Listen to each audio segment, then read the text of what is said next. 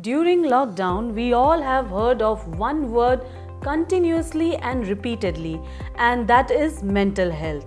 And I am sitting with Shivani, my guest today, who started her own startup during lockdown, which is related to mental health. It is all about how to take care of yourself, what is mental health, and creating awareness about mental health. Right, Shivani? Absolutely. So first of all, Shivani, tell me, what gave you the motivation to start your counseling and the whole startup? What is the name of your startup, and what was the motivation to start on your own on this path? Right. So the name of my startup is Samarthya, Nurture a Better You. So I have been working for a lot of organizations, schools, and at various hospitals. I've been consulting as a consultant psychologist and a special education consultant.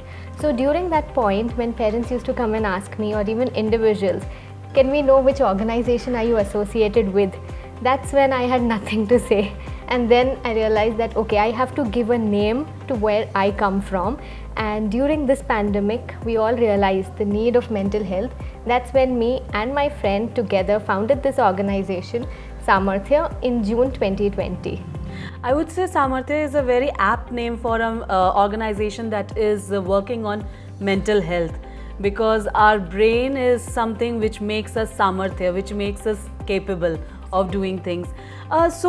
Shivani, please tell us what all directions and what all steps do you take under the umbrella of Samarthya for mental health issues? Right. So at Samarthya, we are a team of specialists. We are counselors, we are special educators, we are trainers. We are also having a member who's a math intervention specialist, and at the same time uses art and play techniques to help our clients. So we have a team who specializes in catering to all these services. We are for children, for adults, young adults specifically, and young children, to help parents identify at the right age when your child needs help. So that's where we pitch in that, okay, early intervention plays a key role. Right. So that's where we support parents to identify at the early stage, and also take teacher trainings, where schools are the most time where children spend their time. So that's where we cater to teachers, parents, to help identify early the red flag signs. Right.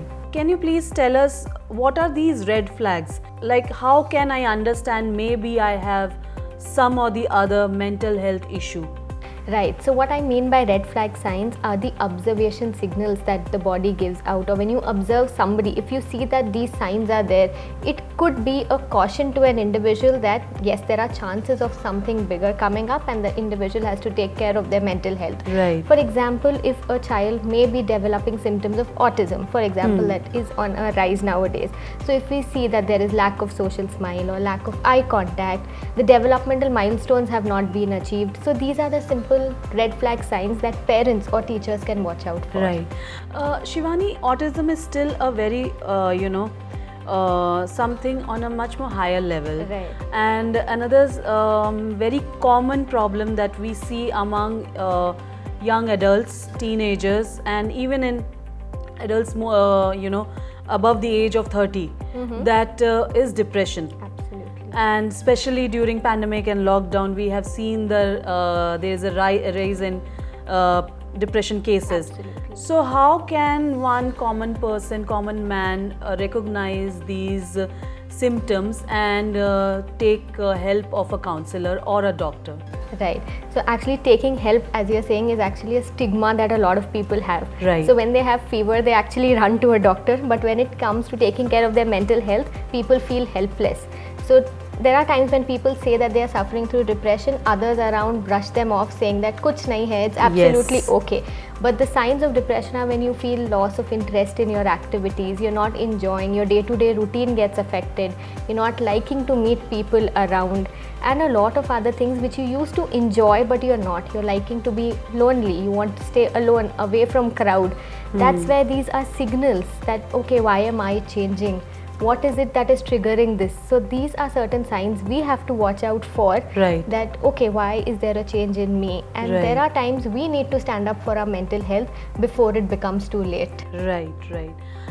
So has there been any specific cases which you can, give us as an example, where someone took the right step at the right time and came to you guys, and from there onwards there has been a good impact on their mental health, and they have received the benefits of counseling from you guys.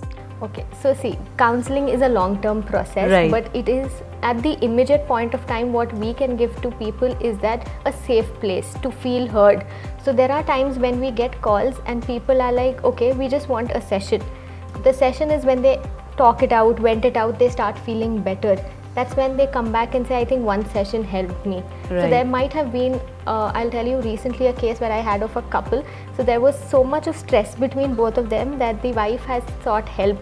When she came, she's like, I don't think I can stay here and all of it. But after the session where she vented out and got a different perspective to a problem, that's when she realized I also need to work on myself. Yes. So counseling gives a different perspective to an individual. There's no harm.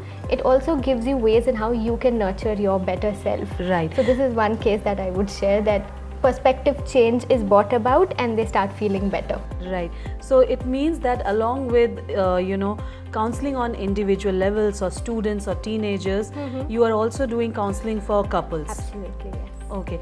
So tell our audience that if somebody wants to reach out to you and your organization, then how can they, where can they find you?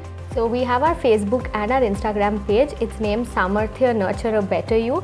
You can drop in or direct message us over there and our team will reach out to you. Thank you, Shivani, so much for talking about such an important topic and talking about your startup Samarthya. I really hope after watching this episode, people will take care of themselves more and do take care of your mental health and make it an important subject of your life. The awareness is very important. Thank you for watching HiBiz. Subscribe.